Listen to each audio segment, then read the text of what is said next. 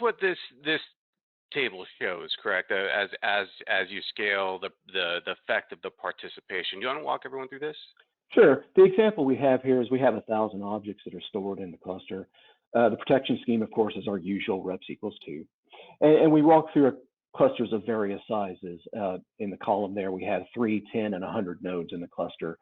And we show the distribution of the objects in that cluster based on the node count. So in the case of 3 nodes, your distribution is roughly 667, 2,000 divided by 3 for the objects in the node. And as a result, if any one of those nodes fail, each of the remaining nodes is going to have to recover 333 of that.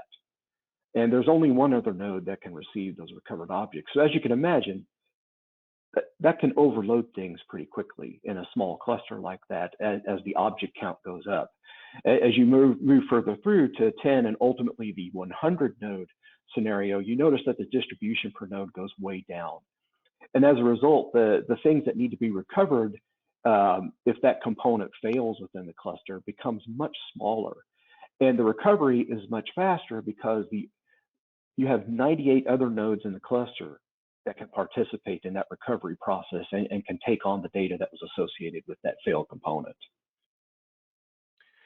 So I want the viewers to kind of take a mental snapshot here, and then if they can go back in memory, maybe I can help them out. And we go back and we take a look at the erasure coding efficiency for 10.2, and you start to combine those two tables, you're seeing as a cluster grows, not only can you use erasure coding, which is a lot more efficient from an overhead perspective, but now with the number of nodes in the system, you're also getting the added value of being able to recover faster.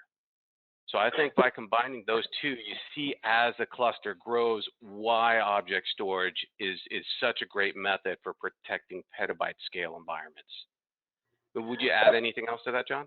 Yeah, and that all goes back to the fact that you have the distribution playing in your favor, regardless of if it's replication or erasure coding, and certainly so with erasure coding because there are more segments associated with an object stored in the system as a result. And you want that recovery to be fast. You want everything to participate quickly to rebuild those segments. So it's definitely in your favor to take advantage of the distribution characteristics of a larger cluster.